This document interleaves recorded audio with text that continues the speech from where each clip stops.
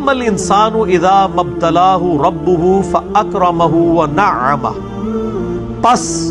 جب انسان پر اللہ کی طرف سے آزمائش آتی ہے اور اس کا رب اسے نوازتا ہے، نعمتوں سے اس کا اکرام کرتا ہے، فَيَقُولُ رَبِّي أَكْرَمَنِ، تو کہتا ہے کہ میرے رب نے مجھے بڑی عزت دی، یعنی نعمتیں ملتی ہیں، خوشیاں ملتی ہیں، تو کہتا ہے واہ میرے رب کا بڑا فضل ہے۔ جس طرح آج کل وہ فلمی ایکٹریس بھی جو ہے نا وہ بھی کہتی ہے کہ اللہ کا بڑا فضل ہے کہ کامیاب ہماری ہوگی فلم، اور اسمگلر بھی کہہ رہے ہوتے ہیں اللہ کا بڑا فضل ہے،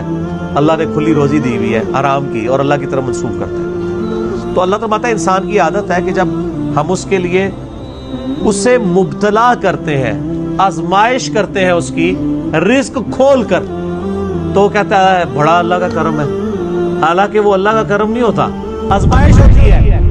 کیونکہ اس الفاظ ہے اذا مبتلا، واما اذا مبتلا، اور جب اسے اللہ آزماتا ہے، فقدر علیہ رزقا، اور اس پہ رزق تنگ کر دیتا ہے، فیقول ربی اہانن، تو کہتا ہے میرے رب نے مجھے بڑا ذلیل کیا۔ کہہ رہا ٹھیک ہے، دونوں ٹھیک کہہ رہے ہیں، خرابی کوئی نہیں ہے اسٹیٹمنٹ میں۔ دیکھیں جس کے اوپر نعمتیں ہوں گی وہ تو کہے گا کہ اللہ تیرا بڑا شکر ہے، اور جس کا رزق تنگ ہوگا وہ کہے گا یا اللہ نے مجھے آزمائش میں ڈال دی ہے۔ اس سٹیٹمنٹ میں کوئی خرابی موجود نہیں ہے، لیکن اللہ تعالیٰ اس سے میسج دینا چاہ رہا ہے کہ کسی کا رزق ملنا، اس پہ خوش ہونا اس کی خام خیالی ہے، اس کو ہم نے دے کے آزمایا ہے، اور جس سے لے لیا ہے نا اس پہ اس کا پریشان ہونا بھی اس کی خام خیالی ہے، اس سے لے کر آزمایا ہے۔ اصل میں تم اس طرف جاؤ کہ یہ دونوں کے لیے آزمائش ہے۔ اچھا میں ایک آپ سے کوشچن پوچھتا ہوں، ملٹیپل چوائس کوشچن، اللہ تعالیٰ جسے دے کے آزماتا ہے وہ بڑی آزمائش ہے، یا جس سے لے کے آزماتا ہے وہ بڑی آزمائش ہے؟ ویسے تو لوگ سمجھتے ہیں جس سے لے لیا وہ بڑی آزمائش ہے، وہ دینے والا پھنس گیا جس کو زیادہ ملا ہے۔ اس لیے نبی الاسلام کی حدیث ہے بخاری اور مسلم میں، اے اللہ محمد اور آل محمد کو بس اتنا ہی رزق دینا کہ ان کی روح اور جسم کا رشتہ برقرار رہے۔ بخاری و مسلم میں حدیث ہے، اما عائشہ کہتی ہے حضور کی وفات تک ہماری حالت تھی، بعض اوقات 1 مہینے، بعض اوقات 2 مہینے، بعض اوقات 3 مہینے تک گھر میں چولہا نہیں جلتا تھا، 2 کالی چیزوں پہ گزارا ہوتا تھا، کھجور اور پانی پہ، اور وہ بھی ٹوکرے نہیں، 2 کھجوریں صبح 2 شام، اور 1 میٹھے پانی کا پیالہ صبح اور 1 شام، کیونکہ میٹھا پانی وہاں پہ ایشو تھا ریگستان۔ تو آپ اندازہ کریں کہ جو اللہ کی محبوب ترین شخصیت ہے انہوں نے کتنی فقر کی زندگی گزاری ہے، اور اس کا وہ کلائمیکس وہ حدیث ہے، میں جب بھی پڑھتا ہوں کام اٹھتا ہوں، بڑی لمبی حدیث ہے بخاری مسلم کی، نبی الاسلام نے اپنے بیویوں کے ساتھ ایلا کر لیا، 1 مہینے کے لیے ناراض ہو گئے اور گھر کی چھت پہ چلے گئے۔ سیدنا عمر جب پہنچے وہاں پہ، بڑی لمبی حدیث ہے، آج مان لی جنید جمشید صاحب کے دفاع میں جو میں نے لیکچر دیا تھا اس میں نے وہ پوری حدیث سنائی ہے۔ تو کہتے ہیں میں نے دیکھا کہ ایک کونے میں چھوٹا سا مشکیزہ لٹک رہا ہے، ایک پیالہ پانی کا پڑا ہوا ہے، اور ایک چٹائی ہے، یہ کل کائنات ہے اس شخص کی جو کائنات کا امام ہے،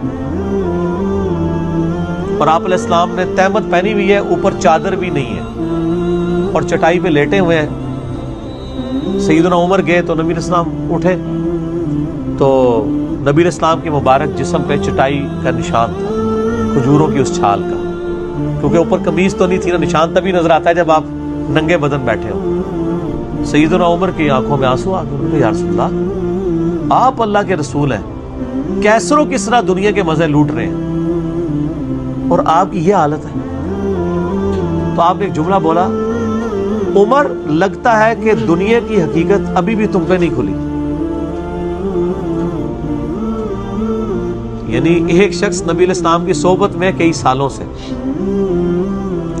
اب اس لیول تک تو کوئی نہیں سوچ سکتا کہ یار اتنا فقر دنیا سے، اتنا زہد۔ آپ فرمایا اے عمر کیا تم اس پہ راضی نہیں ہو کہ کیسر و کسرا دنیا کے مزے لوٹے ہم آخرت کی سعادت؟ سر سیدنا عمر نے حضور کی زندگی کا یہ پہلو دیکھا ہوا تھا، تو یہ کیسا ہو سکتا تھا کہ جنگ قادسیہ میں جب پرشین امپائر گرے اور اربوں ڈالرز آج کے مسلمانوں کے ہاتھ آئے اور جنگ یرموک میں رومن امپائر گھٹنے ٹیکے اور جزیہ دینے پہ آمادہ ہو جائے اربوں ڈالر آج کے، تو جس شخص نے رسول اللہ صلی اللہ علیہ وسلم کا یہ زندگی کا پہلو دیکھا تھا اسے دنیا کی یہ دولت کبھی بھی گمراہ نہیں کر سکتی تھی۔ اسی لیے دیکھیں ان کی زندگی زہد کی تھی، سیدنا عمر کی، اور ایسی سختی کہ اس سختی پہ باقیوں کو چلایا بھی، تربیت تھی۔ بلکہ جب یہ رومن امپائر جزیہ دینے پہ آمادہ ہوئی، پرشین امپائر تو ساری مسلمانوں کے پاس آ گئی، تو سیدنا عمر جب اپنے آخری حج کے لیے جا رہے تھے نا، تو وہ اس جگہ پہ جا کے کھڑے ہو گئے جہاں پہ وہ اپنے اونٹ چرایا کرتے تھے۔ تو ساتھیوں نے پوچھا تو انہوں نے کہا میں آج اپنا ماضی یاد کر رہا ہوں کہ میں ایک بڑا اکھڑ قسم کا نوجوان ہوتا تھا اور میرا باپ مجھے مارا کرتا تھا کہ تجھ سے تو بھیڑے بکریاں اور یہ اونٹ نہیں چرائے جاتے، تو نے بڑا ہو کے کیا کرنا ہے؟ اور آج میری یہ حالت ہے کہ اس آسمان کے نیچے روئے ارض پہ خدا کے سوا کوئی ایسی ہستی نہیں ہے جس کا ڈر مجھے ہو، کیونکہ میں دنیا کی سپر پاور کا مالک ہوں۔ سر جب صدیوں کی رومن اور پرشین امپائر جس شخص کے سامنے گر جائیں، تینوں بر اعظموں پہ اس کی حکومت ہو، تو وہ کہتے تھے فزیکلی میری اس وقت یہ حالت ہے کہ اللہ کے علاوہ مجھے کسی کا ڈر نہیں ہے، یعنی دنیا کسی بندے کا ڈر ہی نہیں، کیونکہ مجھ سے اوپر کوئی نہیں ہے۔ اور کہتے ہیں کہ میری حالت یہ تھی کہ میرا باپ مجھے یوں کہا کرتا تھا، اور آج اسلام نے مجھے کہاں سے کہاں پہنچا دیا کہ مجھے اس روئے ارض پہ کسی کا ڈر نہیں خدا کے سوا۔ اتنی بڑی بادشاہت جس بندے کو ملی ہو اور اس کی زندگی زہد کی گزر رہی ہے۔ اسی لیے اسلام میں جو پہلی دراڑ ہے وہ سیدنا عمر کی شہادت ہے۔ بخاری مسلم کی حدیث ہے کہ نبی علیہ السلام نے فرمایا میری امت اور فتنوں کے درمیان ایک دروازہ ہے، جب وہ دروازہ توڑ دیا جائے گا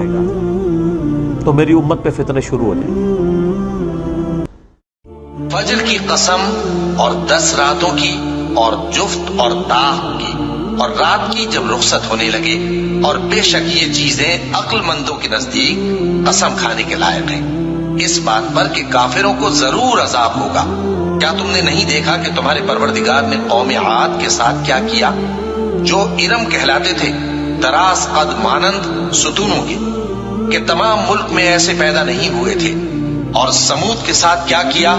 جو وادی قرا میں چٹانیں تراشتے تھے؟ اور فرعون کے ساتھ کیا کیا، جو خیمے اور میخیں رکھتا تھا؟ یہ لوگ ملکوں میں سرکش ہو رہے تھے، بس ان میں بہت سی خرابیاں کرتے تھے، تو تمہارے پروردگار نے ان پر عذاب کا کوڑا برسا دیا۔ بے شک تمہارا پروردگار طاق میں ہے۔ مگر انسان عجیب مخلوق ہے کہ جب اس کا پروردگار اس کو آزماتا ہے کہ اسے عزت دیتا اور نعمت بخشتا ہے تو کہتا ہے کہ میرے پروردگار نے مجھے عزت بخشی، اور جب دوسری طرح آزماتا ہے کہ اس پر روزی تنگ کر دیتا ہے تو کہتا ہے کہ میرے پروردگار نے مجھے ذلیل کیا۔ یوں نہیں، بلکہ تم لوگ یتیم کی خاطر نہیں کرتے اور نہ مسکین کو کھانا کھلانے کی ترغیب دیتے ہو، اور میراث کے مال کو سمیٹ کر کھا جاتے ہو، اور مال کو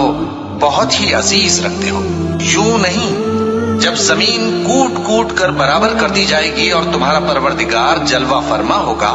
اور فرشتے قطار در قطار آ جائیں گے اور دوزخ اس دن سامنے لائی جائے گی، تو انسان اس دن سوچے گا، مگر اب سوچنے سے اسے فائدہ کہاں مل سکے گا؟ کہے گا کاش میں نے اپنی اس زندگی کے لیے کچھ آگے بھیجا ہوتا، تو اس دن نہ کوئی اللہ کے عذاب کی طرح کا عذاب دے گا اور نہ کوئی اس کے جکڑنے کی طرح جکڑے گا۔ اے اطمینان والی جان، اپنے پروردگار کی طرف لوٹ چل، تو اس سے راضی، وہ تجھ سے راضی، سو تو میرے خاص بندوں میں شامل ہو جا اور میری بہشت میں داخل ہو جا۔